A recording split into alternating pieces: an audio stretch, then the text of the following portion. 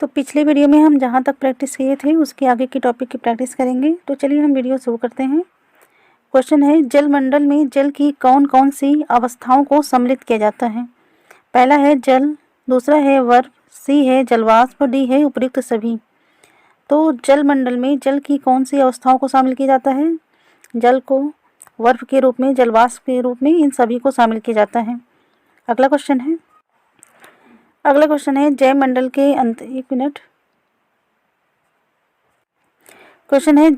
के अंतर्गत कौन कौन से परिमंडल शामिल हैं।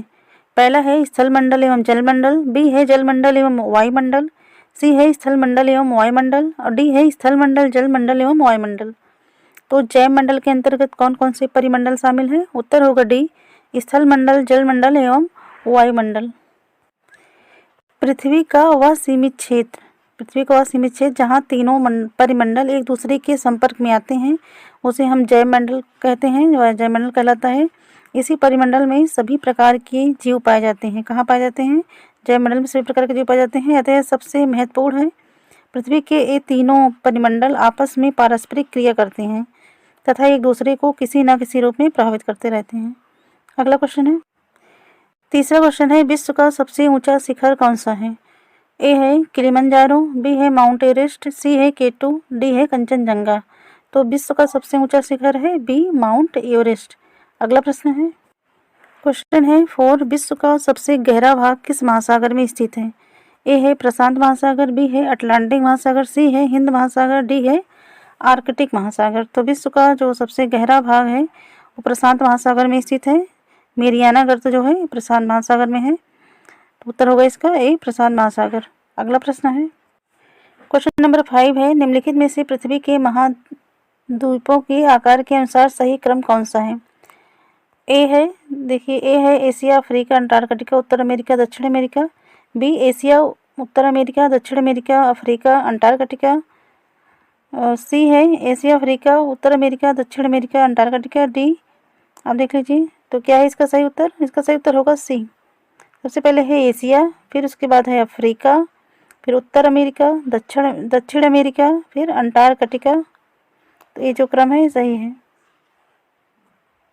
अगला प्रश्न है, तो देखिए पृथ्वी के महाद्वीपों का आकार के अनुसार उनका क्रम इस प्रकार है। पहले एशिया है, फिर अफ्रीका, उत्तर अमेरिका, दक्षिण अमेरिका, अंटार्कटिका, फिर यूरोप है, फिर ऑस्ट्रेलिया है। तो आप इसको याद कर लीजिएगा। अगला प्रश्न है, क्वेश्चन है 6, एशिया तथा यूरोप को अलग करने वाली स्थलीय संरचना में शामिल है। एशिया तथा यूरोप को अलग करने वाली स्थलीय संरचना में शामिल है। पहला है यूराल पर्वत, दूसरा है यूराल नदी, तीसरा है जूरा पर्वत।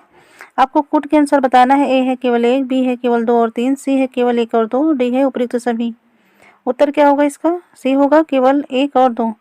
एक यूराल पर्वत, दूसरा है यूराल नदी।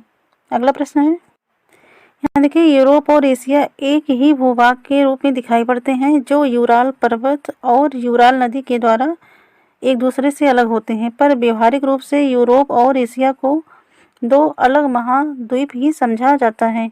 यूरोप एवं एशिया के संयुक्त भूभाग को यूरेशिया कहते हैं। एशिया प्लस एशिया कहा जाता है, सॉरी यूरोप प्लस एशिया यानी यूरेशिया।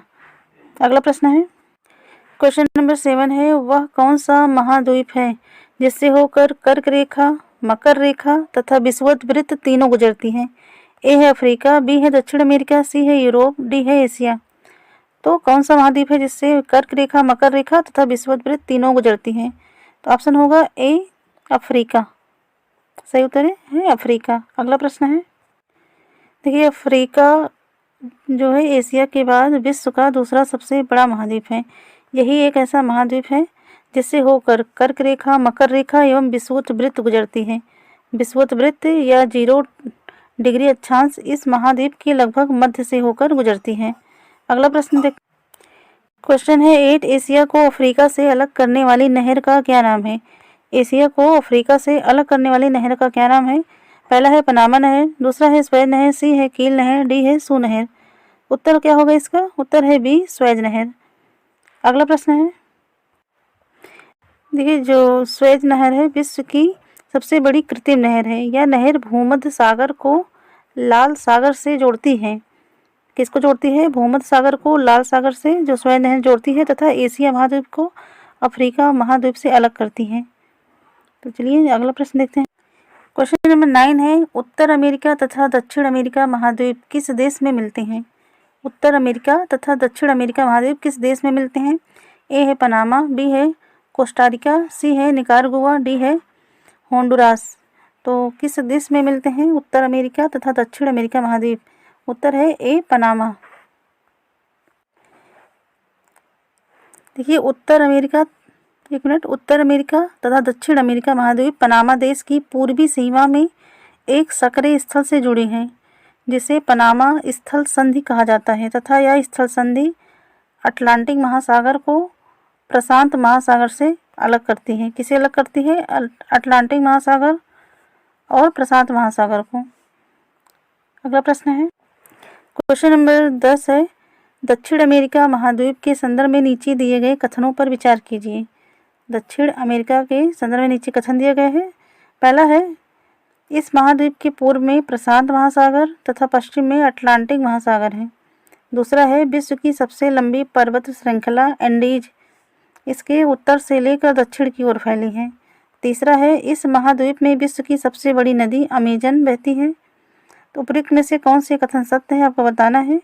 तो ए है केवल एक, बी है 2 और 3, सी है 1 और 3, डी है उपरोक्त सभी।